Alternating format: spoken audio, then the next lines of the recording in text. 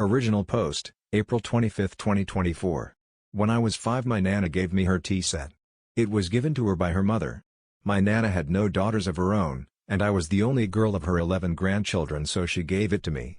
It's a full-bone china set. I don't know if it has monetary value, but its sentimental value is immeasurable. I have had it, kept it, used it for nearly 28 years.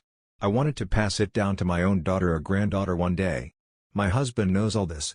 His sister and her family came to stay with us for a week.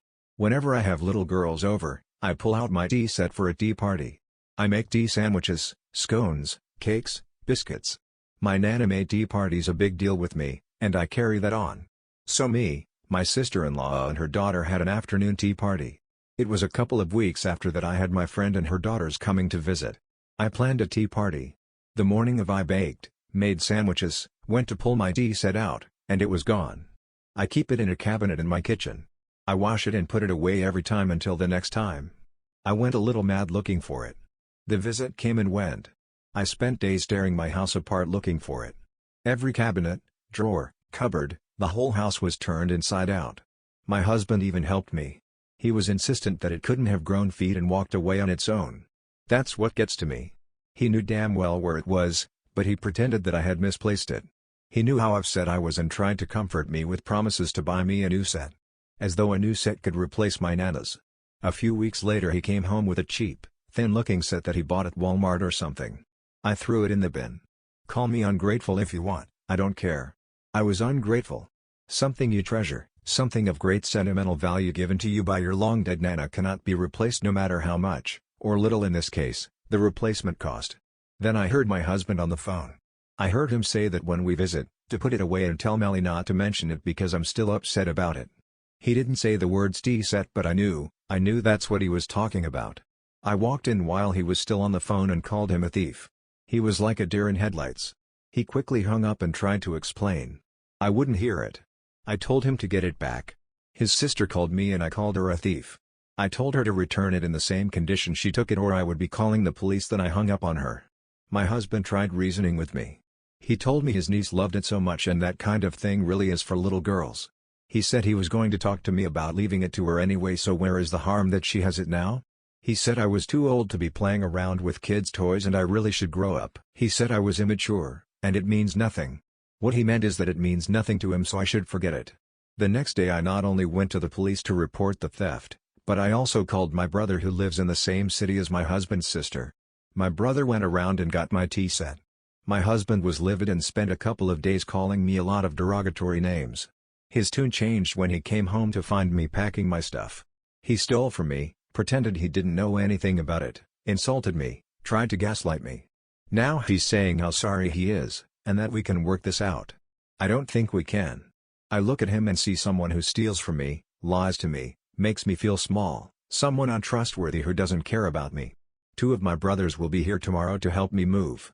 I'm taking everything that means anything to me because I don't think I'll see any of it again if I leave it all with him. We can fight it out in court about the rest. I've been told that I'm an asshole to leave him over a tea set. But it's not just a tea set. It's my Nana's history, it's my history. It's years of happy memories with her, with my mother and other female relatives, and friends. He stole all that from me when he gave it away. Am I the asshole for calling it quits? Update 1, April 29, 2024. Update. Just a tiny one because it's only been 4 days, but my inbox is collapsing under all the message requests for an update. I am moved out. 2 of my brothers and 2 of my cousins helped me to move. There was some unpleasantness prior to them arriving, but their arrival saw its end. They came with a moving truck. A whole truck. All I had packed was some luggage with my clothes and a few boxes of other stuff. But they filled that truck, and I have the soon-to-be ex on video helping them, laughing with them. But when I gave him my house keys, he was not looking at me with any love or regret. The plan was to move back in with my parents. All my brothers, my 2 cousins that helped me move, and another cousin had a meeting of the minds on FaceTime the night before coming to help me. My brother who retrieved my tea set opened his big mouth about the tea set situation, and they've become suspicious of just about everything. Due to those suspicions, they decided my plan was rubbish and came up with one of their own. I was moved into the 3rd cousin's home. He has top-notch security. Cameras, sensors, monitoring, you name it, he probably has it. My brothers have not let up about their suspicions. Suspicions are all they have and I'm going to see it stays that way. I am not going to tell them anything. I love my brothers and I love my cousins, I do not want to spend the rest of my life visiting them in jail. I've taken some of the advice people offered. Making a missing items list, I'll be looking for photo evidence of these items. I have already spoken to my uncle's wife, who's a divorce lawyer. I was going to go with someone else because she's family, but she's bound by lawyer-client privilege. I have not blocked him so all the voicemail and SMS and FB Messenger messages he's sending are getting through and being saved. I'm sure I'm leaving stuff out but that will have to do for now. I am moved out, I am safe. Thank you everyone. I'll let you know when I have more to tell. Relevant comments. Comment 1. Have you asked him about the other missing items? The divorce lawyer should at least get you the money value back in the divorce, even if you can't put a price on the sentimental value. OP, not yet. I want proof that I did actually have them. He will either deny taking them or say I never had them. So I want some kind of proof that the items were in my possession if that happens. Comment 2. Please make sure your joint savings accounts are emptied. Change all your banking and internet passwords please. Also, I am very sorry this is happening to you. I am glad your family has your back. OP, I did that before I left. Even cancelled my credit card just in case. Story 2, my wife is upset by my flourishing. Original post, November 9, 2023. My 28 wife Ashley 30 female, have been together for 4 years, married 3, and open for 2. We both found someone very early. Ashley was dating a married man in a stable poly relationship, and I got quite close to a grad student at a nearby college. Ashley and I were both high on NRE but managed to share that with each other and it was so intense and special. After 9 great months, my grad student got a job offer several hours away. Being slightly introverted I kind of withdrew into my shell and threw myself into the gym to take my mind off things.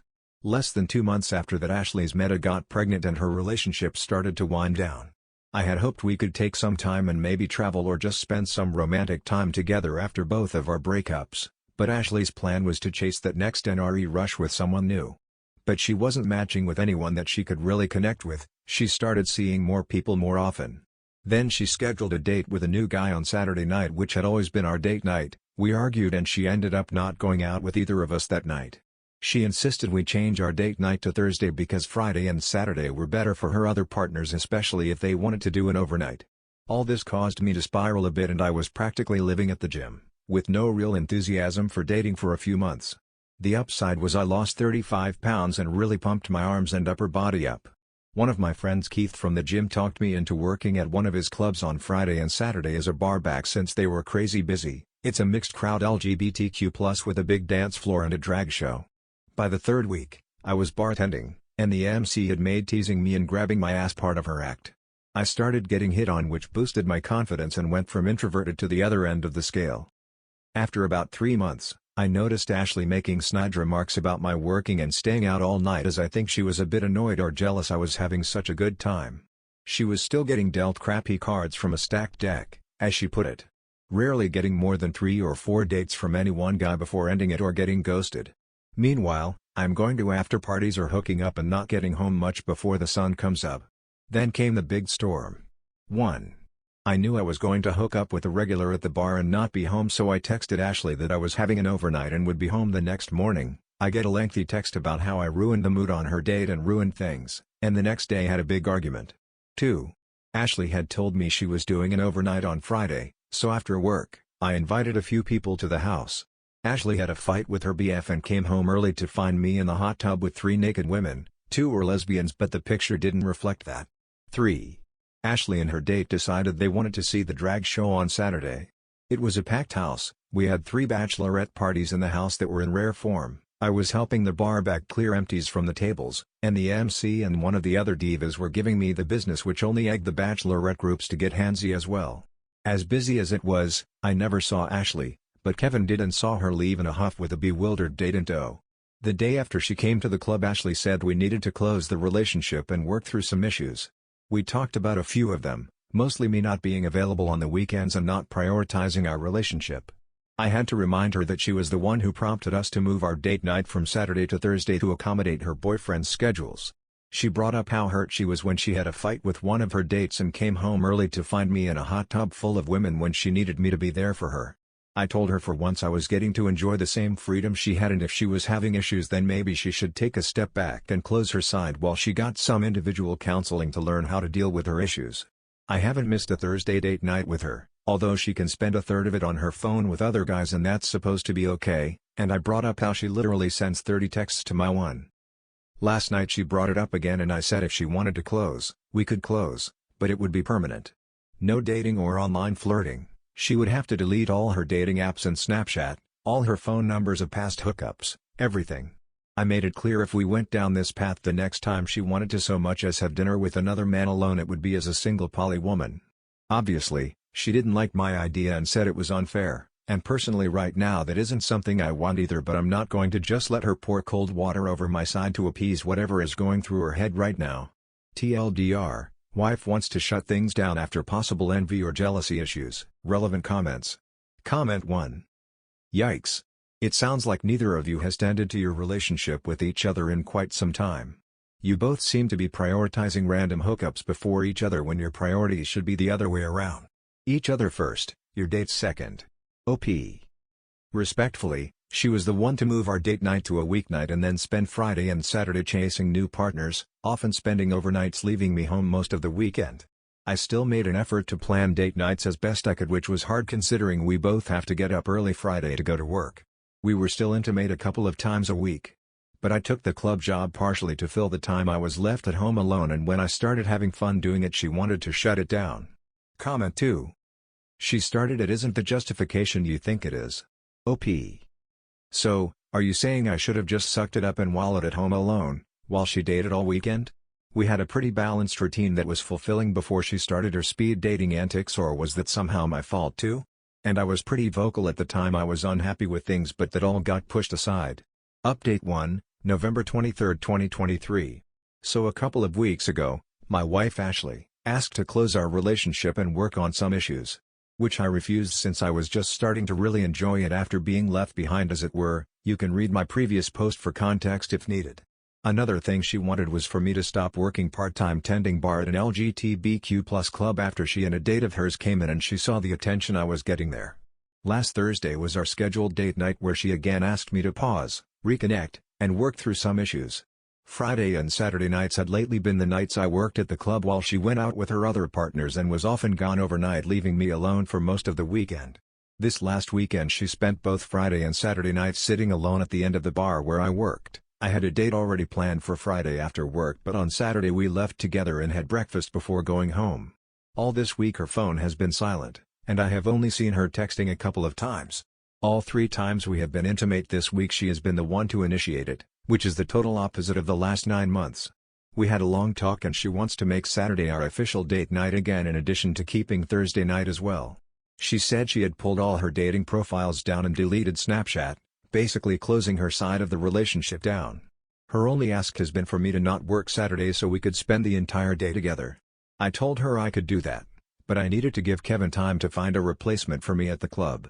We are spending this afternoon with her family and lunch tomorrow with mine for Thanksgiving. Ashley has a new individual therapist she will start seeing next week and wants an extra session with our couples counselor for the next couple of months. She hopes but hasn't pressed that I will close my side as well, but I haven't made up my mind yet. I guess I will wait and see for now. Relevant comments. Comment 1. Ashley is simply used to getting what she wants, when she wants. Even if it takes pressing OP by showing up to his part-time job. Strategic, since this job is what got him back in the game and having fun. When she sufficiently blocks OP from what's working for him, the game will change, again. Clear manipulation tactics. OP. Won't be long before she wants you to quit the job, outright. That will mark the completion of her plan. She will wait a bit and magically be ready to get back out there. From reading OP's well-thought-out posts, it's pretty clear he understands what I laid out above. While E&M isn't easy and certainly is a give and take by all parties involved, once certain patterns become apparent the side constantly laying down needs to stand back up. Can't imagine how he felt those 9 months, let alone how little she cared. OP. Ashley's reasoning for spending time at the club was to 1. Spend more time with me. And 2. Shows she wasn't spending time out with her other partners. And 3. And be there when I get off work. Originally she did want me to quit, but has backed off a bit for now, Part of the reason I resisted closing revolved around the fact when my resources dried up she could flip and want to be open again, and I would have a harder time reopening than she would. Update 2, March 22, 2024. My wife, Ashley, frustrated with her dating pool and envious of my overdue success, wanted to temporarily close to work on our relationship, which had suffered, largely due to her neglect. I refused to close unless it was permanent but said I would meet her halfway. I agreed to quit working Saturday nights at a bar and make Saturday night our date night once again. She was the one who moved our date night to Thursday because Friday and Saturday worked best when she was dating. She shut her side down and deleted all her apps and profiles. So we started going to couples therapy every other week, and in the weeks in between she was seeing her personal therapist. I was able to get her to understand and take the blame for how I suffered, and we worked through a lot of our issues. Our therapist had us work on what we each wanted going forward and devise a plan to manage our expectations. Some of the rules were made to manage NRE and respect each other. These were not boundaries that could be pushed but rules that had serious consequences. Either close permanently or separate pending divorce proceedings. Thursday and Saturday were our date nights. No phone calls or texts with other partners. On nights we were home together there would be no texts after 7 p.m. Each of us was allowed 2 dates per week with other partners. No phones are allowed in the bedroom. No hosting partners at our house. All partners will be informed of these rules and be expected to honor them. We spent about 6 weeks rebuilding our relationship and trust. I had one person I was seeing, but she was still closed for the most part. A month ago, in one of our sessions, she asked if I was comfortable with her seeing people again, and I said I was okay as long as she followed what we had talked about. She started talking to Fred, and they went out a couple of times and had sex on the second date. No overnights yet, and they have both been good about texting per our agreements. Last week Ashley said a friend of hers was going to be in town on Saturday and she wanted to have dinner with him. I asked if that was how she wanted to spend date night and she said just this once. She said he was just a friend and was only in town for the day, so I said sure, why not. Fast forward to Saturday, she is getting ready, getting dressed up really nice for just a friend. She came out of the bedroom, and I got up and grabbed my jacket and keys, and asked if she was ready to go. She asked what I was doing, and I said we're going to have dinner with your friend tonight, right? She said that wasn't exactly the plan.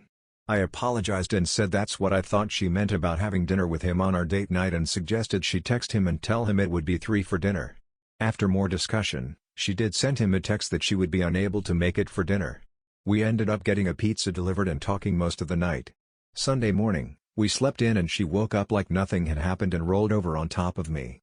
This week the subject hasn't come up and she has been pretty loving. Monday we have couples therapy where I'm sure one of us is going to bring it up.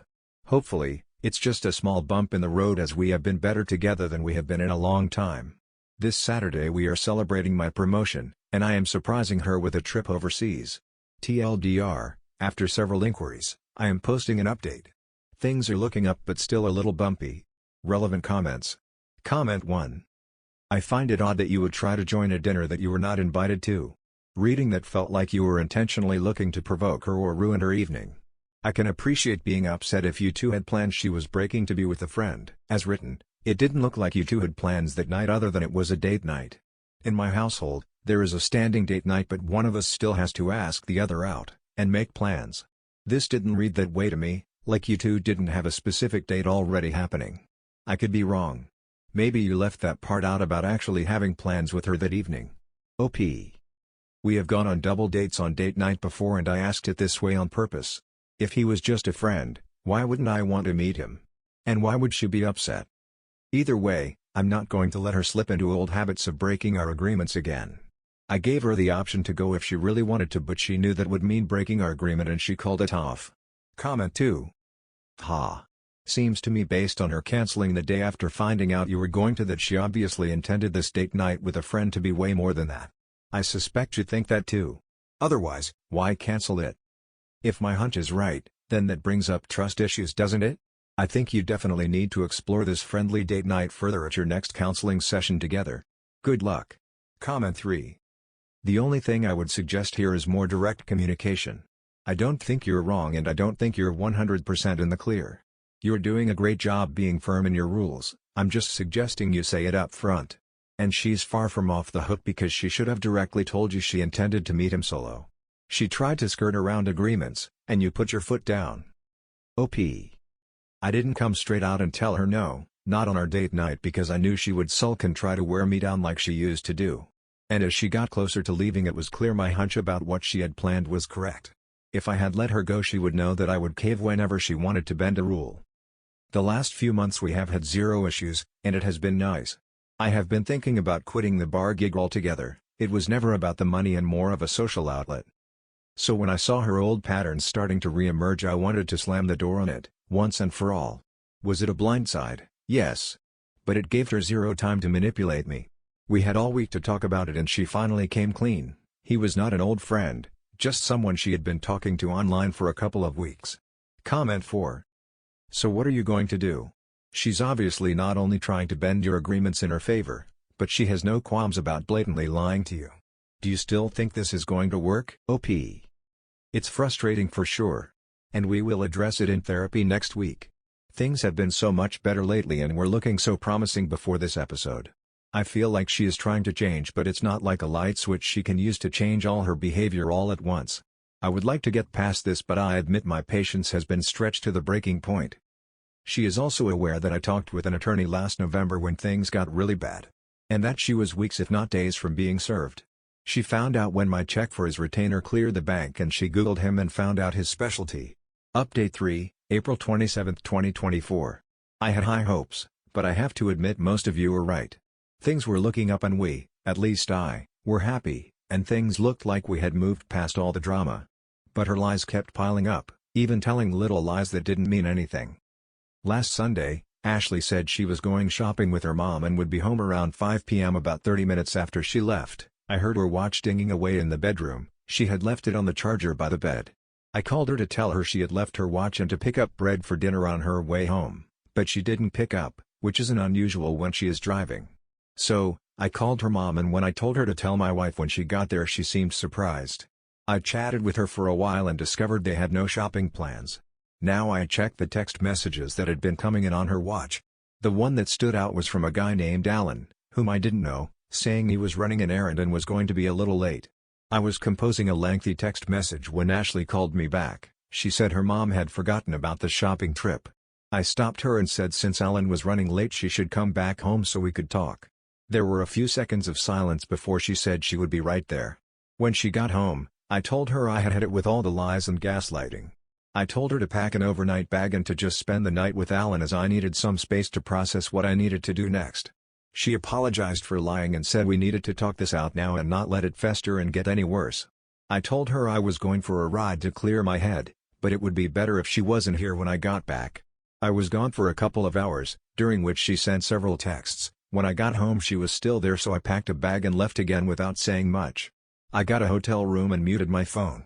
Monday morning, I got to work early and made some calls. I was able to see an attorney that afternoon to discuss options for a divorce. I gave him the go-ahead to get started on the paperwork and have her served. I sent Ashley a text asking her to come home straight after work because we needed to have a serious conversation. I was direct and told her I had seen an attorney and started divorce proceedings, that I was done with the lies, and felt this was my only option. She didn't take it well and all week has been hot and cold, playing every card she has trying to get me to change my mind. I canceled our couples therapy session Wednesday night, useless at this point. Thursday morning, she was served and the reality set in and she cried all night. I called Keith and asked him if he had an open spot on Saturday night at the bar and told him what had happened. He was sorry to hear about my marriage but excited to have me working on Saturday nights again. They made a big deal Friday night at the club about it and I was touched by all the support and love from my bar family. I told Ashley I would help her find an apartment and get her moved ASAP. I talked to my landlord, and he is willing to let me make an offer on the house we have been renting. I want the divorce to be as amicable as possible, but I don't want her in my life anymore. There will be times when our friends bring us into contact, and I don't want it to be weird, but I want to keep her at arm's length. Relevant comments. Comment 1. Definitely gaslighting there. Reading through the history. You know you made the right choice and you clearly tried everything to avoid that outcome. She clearly did not. OP. Should have thrown in the towel months ago, just glad to finally be out from underneath this smothering relationship. So many friends tonight have congratulated me for moving on and have opened their hearts to me. It's like 100 doors have been opened up before me for the first time. Why are these people married? I have nothing against polyamorous relationships, but it seems OP and his ex would much rather date someone else than spend time with each other. Also, it seems like his wife wants to date other people, but not let OP date anyone and was completely fine manipulating him to get that. Anyway, thank you for watching. If you enjoyed, please consider subscribing as it really helps out the channel. Have a great day, and I will see you in the next one.